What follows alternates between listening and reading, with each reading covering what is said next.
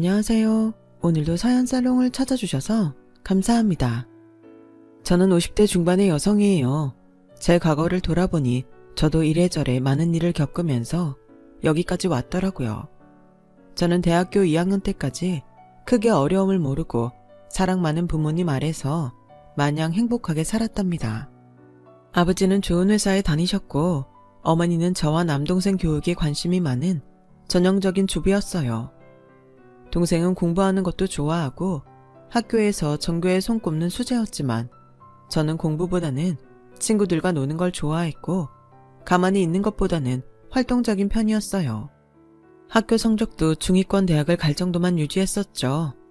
엄마는 제가 조금만 열심히 하면 더 잘할 수 있다고 하면서도 사람마다 다 갖고 태어난 게 다르니 어쩌겠니? 수영이 너는 친화력이 좋고 활발하니까 그거에 맞는 일 찾아서 잘 살면 돼. 그럼 내가 누군데 걱정하지 마 엄마. 나 잘 먹고 잘 살 자신 있어. 저는 대학에 들어가서도 같은 과 친구들과 어울려서 미팅하고 단체 활동하는 걸 더 좋아했어요. 그게 제 삶의 낙이었고 즐거움이었거든요. 하지만 2학년이 되고 얼마 안 돼서 아버지가 뇌출혈로 갑자기 쓰러지셨어요. 수술 후 엄마가 지극정성으로 간호하셨지만 다시는 일어나지 못하셨어요. 그때까지 아무런 염려 없이 살던 저는 처음으로 큰 충격을 받았고 순식간에 집안의 가장 노릇까지 하게 됐어요. 남동생은 한창 공부할 고등학생이었고 엄마는 사회생활을 해보신 적 없었으니 제가 나서야 했고요. 아버지를 잃은 슬픔이 채 가시기도 전에 저는 평소에 잘 알고 지내던 선배를 통해 일자리를 얻었어요. 작은 회사의 잡무를 돕는 일이었는데 감사하게도 제 사정을 알고 학교에 다니면서 시간제로 일할 수 있게 해주셨어요. 선배, 너무 고마워요. 진짜 힘들고 막막해서 학교를 그만둬야 하나 고민도 많았거든요. 진짜 이 은혜를 어떻게 갚아야 되죠? 은혜라니 힘들 때 다 서로 돕고 사는 거지. 네가 나 동아리에서도 과에서도 얼마나 잘 챙겨줬는데 다 네가 한 만큼 돌아온 거야. 힘들겠지만 성적도 좀 신경 써. 그래야 졸업하고 직장 들어가기 쉽잖아. 너 어렵다고 중도 포기 말고 어머니랑 동생 생각해서라도 끝까지 힘내야 돼. 알았지? 저는 그렇게 선배와 과 친구들의 격려와 도움으로 생활비를 벌며 공부를 했어요. 졸업 후 저는 중견 규모의 여행사에 들어갔어요. 당시 해외여행을 가는 사람들이 늘어나면서 여행사도 많아졌거든요. 제가 잘할 수 있을지 걱정도 많이 됐었는데 전에 회사에서 아르바이트를 했던 게 꽤 도움이 많이 되더라고요. 거의 심부름이나 마찬가지였던 일인데도 일머리가 생긴다고 해야 되나요? 그런 게 되니 정말 경험해본 건 무시 못하겠다 싶더라고요. 제가 취직을 하고 나서부터 엄마도 동생도 마음을 놓았어요. 수영이 너한테는 미안하지만 이제야 한시름 놓이는구나. 준영이 내년에 대학 들어가고 지금보다 또 나아질 테니 그때까지만 참고 나중에 너 하고 싶은 대로 하고 살아. 엄마, 나 지금 엄청 좋은데? 내가 이렇게 집안의 의지가 되니까 그것도 기분 좋고 지금 하는 일도 내 적성에 잘 맞아서 좋아. 엄마가 그랬잖아. 내 성격에 맞는 대로 잘 살 거라고. 나 지금 그러고 있어. 그러니까 미안하다고 하지 말고 엄마도 이제 쇼핑도 다니고 친구들도 만나고 재밌게 살아. 엄마는 아빠가 돌아가신 다음부터 저희도 모르게 마트에 나가서 아르바이트도 하시고 엄청 절약하며 사셨어요. 그러면서도 항상 저와 동생의 건강과 미래만 걱정하셨죠. 엄마의 마음을 알고 있던 저는 짠하고 속상했지만 티내지 않고 더 밝고 씩씩하게 생활했어요. 안 그러면 엄마가 또 걱정만 하실 테니까요. 회사가 제 적성에 맞는다는 건 사실이었어요.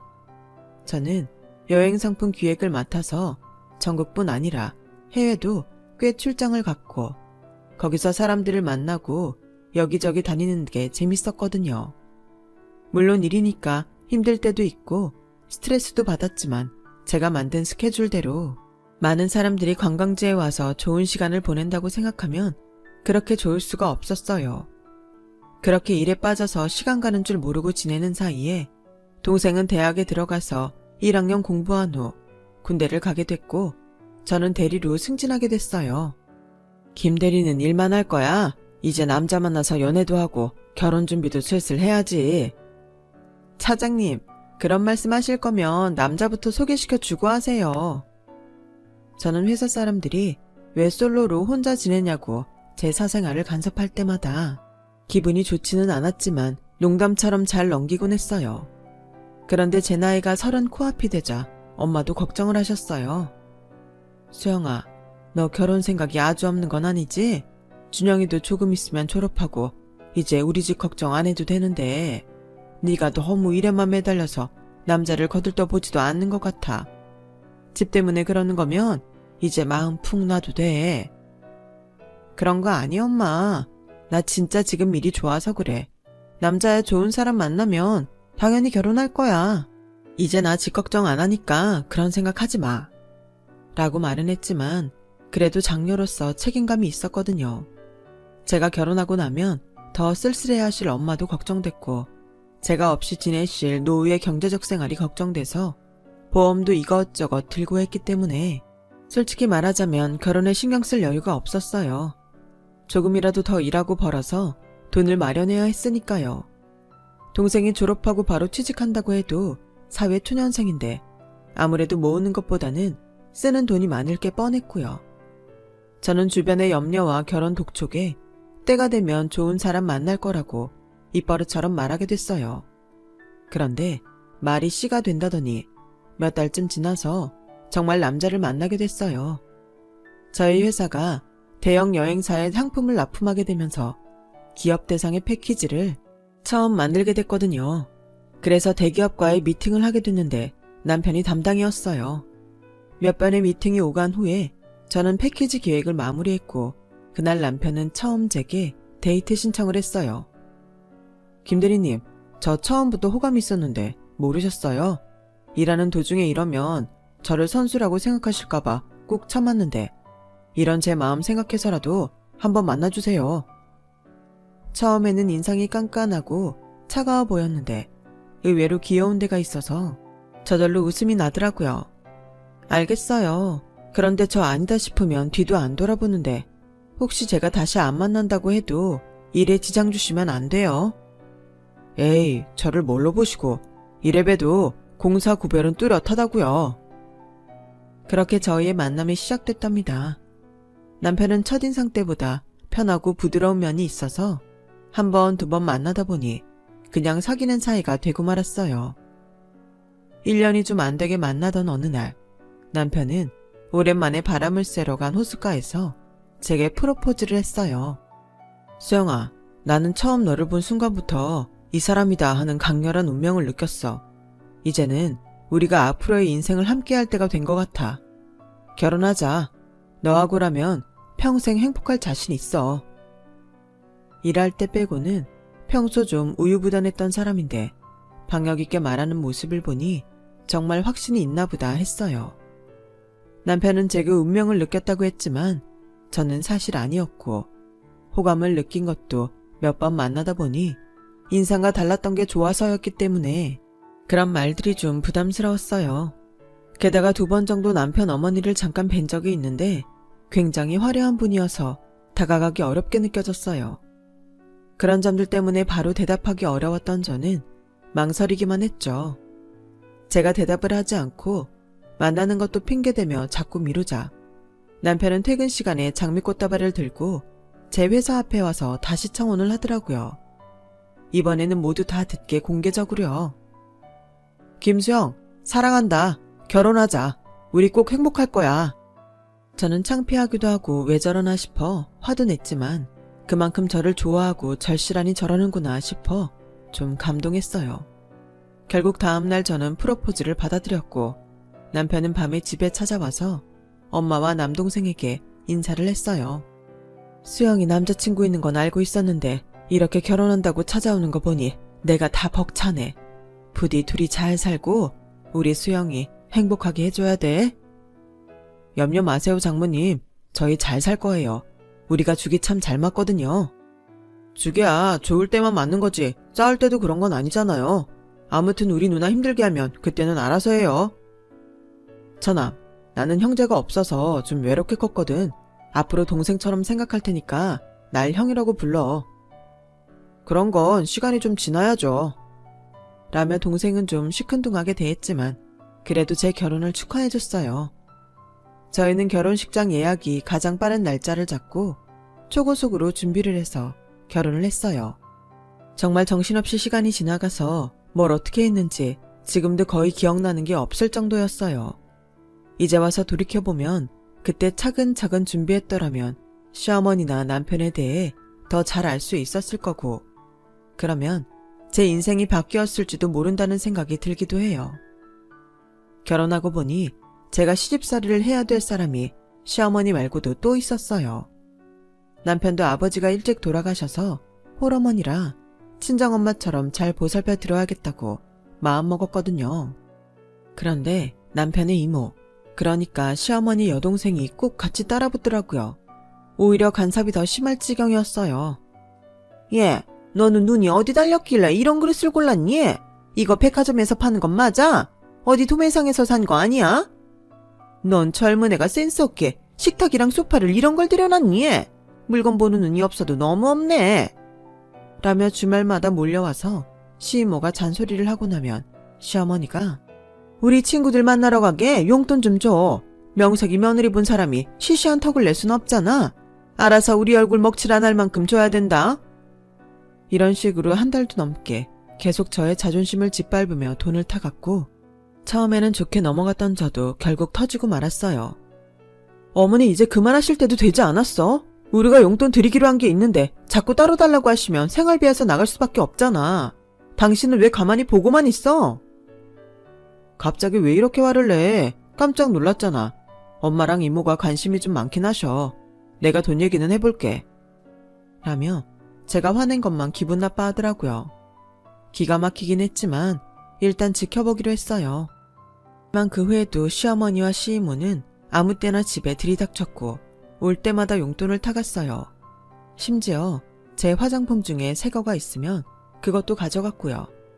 남편과는 계속 싸우게 됐어요. 엄마랑 이모를 놔둬라 어쩌라는 거야. 내가 묶어놓고 당신한테 오지 말라고 해. 그리고 당신 너무 무섭다. 원래 이런 사람인데 그동안 가면 쓴 건가? 솔직히 내가 중간에 끼어서 이게 뭔가 싶네. 이러려고 결혼한 게 아닌데. 누가 할 소린지 모르겠네. 뭐? 우리가 행복할 거라고? 잘 살 수 있다고? 이게 신혼이야. 시이모는 볼 때마다 트집 잡고 시어머니는 돈 달라고 하는데 어떤 사람이 화를 안 내? 생활비가 모자라도 돈을 드리라는 당신이 이상해. 아 몰라. 나한테 더 이상 이러지 마. 나도 힘들다니까. 정말 말이 통하지 않았어요. 결혼 한 달 만에 저는 잘못된 결정을 했다고 엄청난 후회를 하고 말았죠. 그렇다고 이혼을 하자니 선뜻 내키지 않았어요. 그때는 이혼녀 딱지가 붙는 게 두려웠거든요. 어떻게든 참고 살 생각만 하며 하루하루 버티다가 아이를 유산하고 말았어요. 저는 그때 계속 밥도 제대로 못 먹고 잠도 잘 못 잤기 때문에 아이가 생겼다는 인식도 하지 못하고 있었어요. 회사에 갔다 왔는데 유난히 몸이 무겁고 걸음이 안 걸어지더라고요. 그런데 집에 떡하니 시어머니와 시이모가 와 있더군요. 너는 회사 갔다가 어디 쇼핑이라도 하고 오니? 왜 이리 늦어? 일찍 다녀야지. 뭔 회사 일 지 혼자 다 아는 줄 알겠다. 야, 제가 회사만 갔다 오는지 네 말대로 쇼핑을 하는지 어디서 놀다 오는지 알게 뭐니? 내 아들은 하루 종일 쎄 빠져라 대기업 사무실에서 일하는데 쟤는 여행사 핑계대며 놀 거 다 놀걸?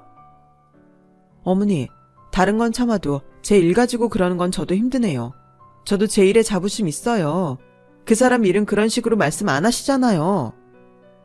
야, 까놓고 말해서 걔랑 너랑 같니?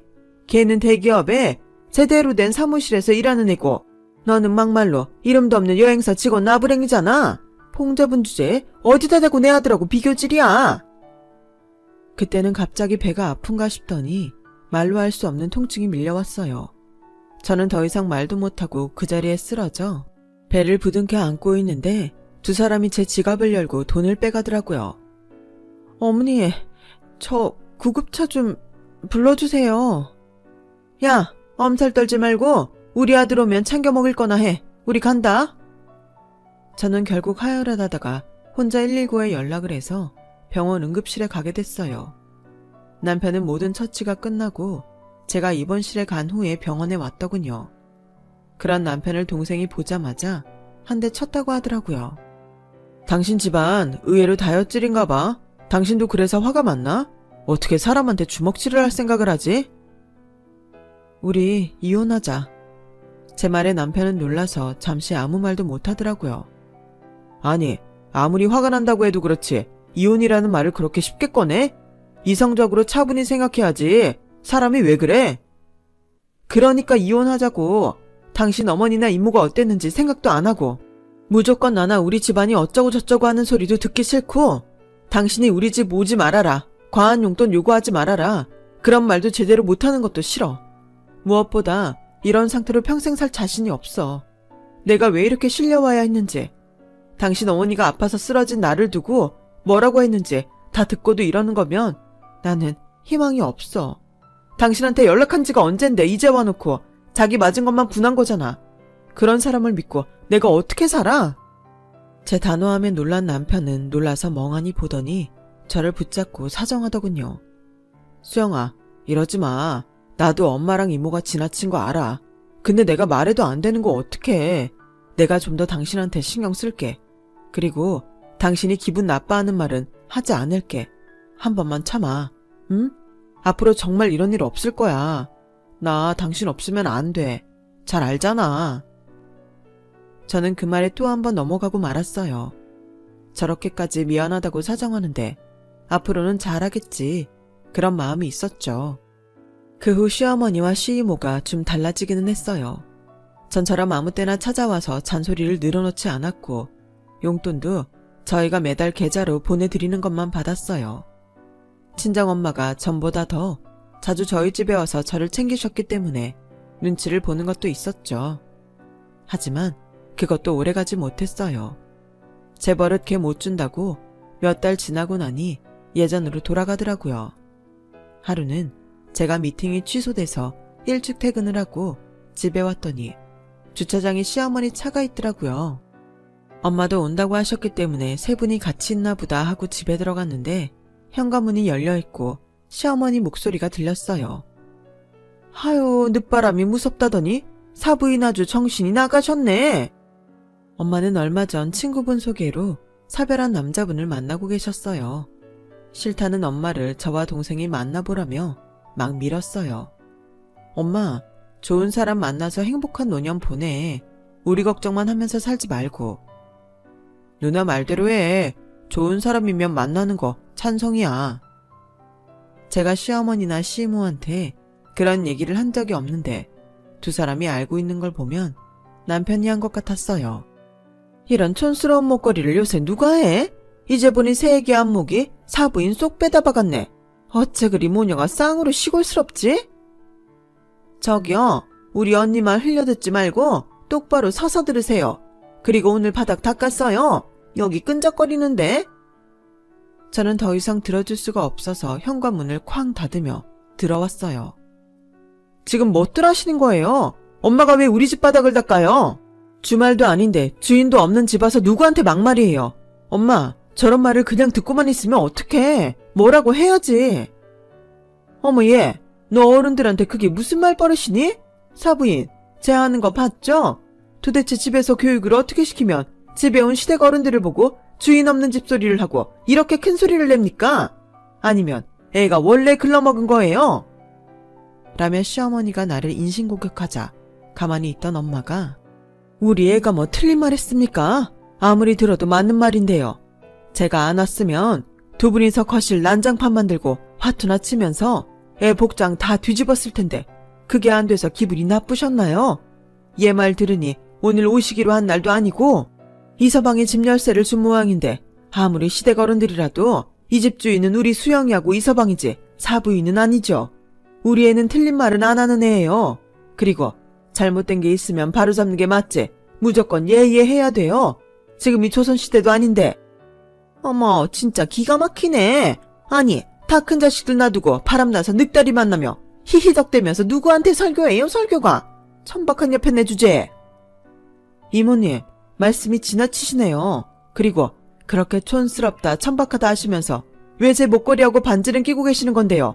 이리 돌려주세요. 야야, 너 다 갖고 가. 네가 준다고 해도 이딴 거 100개도 안 가져. 라더니 목걸이와 반지를 빼서 제 얼굴에 집어 던졌어요.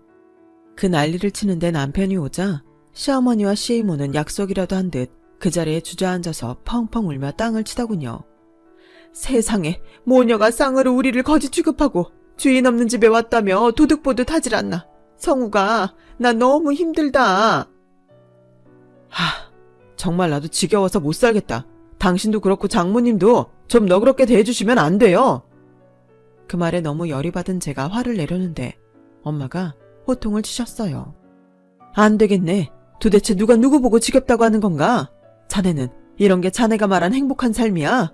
내 딸 데려다가 자네 엄마랑 이모 변덕이나 받아주게 만들어? 그래놓고 수영의 탓을 해? 가자 수영아. 이런 것들 다시는 상종도 하지 마라. 나 참 적반하장도 유분수지? 볼 것도 없는 집안 딸 받아줬다가 별 희한한 꼴을 다 본다. 성우가 내가 뭘 했어? 가진 것도 없고 별 볼 일 없이 사는 거랑 엮이지 말랬지? 이거 봐. 좋은 끝이 없잖아. 엄마는 시댁 식구들이 길길이 뛰는 사이에 차곡차곡 짐을 챙기시더니 제 손을 붙잡아 저를 데리고 나오셨어요. 다음날 제가 남편에게 이혼 얘기를 했더니 그 사람은 다시 시무룩해져서 좀 더 생각해보자고 하더군요. 내가 전에 뭘 했어. 다시 이런 일 있으면 안 산다고 했잖아. 그런데 당신도 시어머니 시이모도 다 안 변해. 절망적이야. 그래도 좀 더 생각할 시간을 갖자. 저희는 잠시 따로 지내기로 했어요. 희한하게도 별거를 시작하면서부터 회사 일이 잘 풀리기 시작하더군요. 제가 원했던 대형 여행사 해외팀으로 옮기게 됐거든요. 전부터 가고 싶었던 곳인데 마침 경력직 채용 공고가 났고 면접에서 저를 좋게 봤다며 합격 통보를 알려왔어요. 그래도 살 길이 다 열리는구나 싶어 저는 감사한 마음으로 회사를 옮기고 다시 일에 빠져서 열심히 살았어요. 제가 지난 직장에서 워낙 이런저런 일들을 많이 했던지라 크게 어려움 없이 적응했고 웬만한 일 처리도 당황하지 않고 할 수 있었어요. 회사에서도 저를 좋게 봤고 이직하고 1년이 채 안 돼서 승진을 하게 됐어요. 이제 김 차장이라고 해야겠네. 이거 이번에 직원들 가족여행 가라고 나온 거야. 제일 좋은 거 먼저 주는 거니까 앞으로도 열심히 해. 감사합니다 대표님. 최선을 다하겠습니다. 해외여행 비행기 티켓에 최고급 호텔에서 묵을 수 있는 패키지 이용권이었어요. 저는 바빠서 제대로 쉬지도 못하는 동생한테 꼭 휴가 내라고 연락하고 엄마와 함께 여행 갈 계획을 세웠어요. 그런데 갑자기 남편한테서 연락이 오더니 만나자고 하더군요. 목소리가 어째 심각해서 무슨 일이 있나 싶어 어쩔 수 없이 만났죠. 급하게 필요해서 그러는데 돈 좀 마련해줘. 어디 맡겨놨어? 급하다고 하면 내가 돈을 줘야 돼? 우리 아직 부부잖아. 너무 이러지 말라고. 사람이 사정을 하면 좀 들어줘야지. 됐어. 난 그럴 필요를 못 느끼겠어. 그리고 말이 나왔으니까 말인데 이제 이혼하자. 나는 다시 당신하고 살 마음 없거든. 이혼이라는 말 쉽게 하지 말고 이렇게 부탁할게. 진짜 필요해서 그래. 그럼 무슨 일 때문인데 받을 수 있을지 모를 돈을 빌려달라는데 이유는 알아야 될 거 아니야. 됐다. 넌 진짜 이기적이야. 라며 남편은 끝까지 말을 안 하고 돌아갔어요. 그리고 저희 가족이 여행 가기 하루 전에 갑자기 경찰서에서 전화가 왔어요. 시어머니와 시이모가 저와 엄마를 찾는다는 거였어요. 그분들이 시어머니 시이모님은 맞는데 저희랑 지금 왕래가 없거든요. 왜 우리를 찾는지 모르겠네요. 이분들이 부동산 사기로 돈을 떼먹고 돌려주지 않아서 피해자들이 고소장하고 진정서를 접수했어요. 저희는 그런 일하고 관계 전혀 없어요. 근데 왜 저희를 찾는데요? 그쪽에서 돈을 해결해 줄 거라고 하는데요. 정말 어이가 없고 기가 막히더군요. 남편은 그 돈을 해달라고 저한테 온 거였어요. 한두 푼도 아니고 몇 억이나 사기를 쳤는데 돈을 묻지 말고 달라고 하더니 사람이 어떻게 그렇게 뻔뻔한지 모르겠더라고요. 제가 거절을 했더니 얼마 안 있어 엄마한테 전화가 걸려왔어요. 엄마가 만나는 남자분이었는데 시어머니와 시이모가 그분 이름을 댔다며 엄마한테 확인 전화를 한 거였어요. 사실 엄마가 만나는 분은 경찰서장이었거든요. 제가 그건 남편한테도 말하지 않았는데 어떻게 알고 엄마가 만나는 분 얘기까지 꺼낸 거였어요. 저는 더 이상 참을 수 없어서 두 사람이 있다는 경찰서로 갔어요. 시어머니와 시이모는 조사를 받다가 저를 보더니 벌떡 일어나서 제 두 손을 잡고 눈물을 찍어내고 쇼를 하더라고요. 아유, 우리 애기가 이렇게 왔네. 정말 고맙다, 새아가. 우리도 억울한 건 많아. 네가 그걸 알아야 돼. 네 아버지 되실 분은 같이 안 온 거야?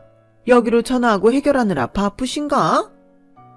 시어머니에 이어 시애모까지 헛소리를 하는데 정말 오만 정남이가 다 떨어져 버렸어요. 저희 집안일까지 신경 쓸 여유도 있고 그렇게 심각한 게 아닌가 보네요. 형사님, 저도 이 사람들 고소하러 왔어요. 남의 집안일을 캐서 마음대로 떠벌리는 거 개인정보 위반 아닌가요? 제가 세게 나오자 두 사람은 얼굴이 파랗게 질려서 어쩔 줄 모르더군요. 이것들 봐요. 내가 왜 댁들이 사기친 돈을 갚아요? 뭐? 새아가? 우리 애기? 내가 사는 동안 그런 말 한 번이나 들어봤으면 몰라. 이제 와서 왜 친한 척이에요? 그렇게 우리 엄마 바람났다만 모욕하고 난리를 치더니 자기들 급하니까 아버지 되실 분이라고요? 지금 장난해요. 댁들이 잘못한 건 댁들이 책임지세요.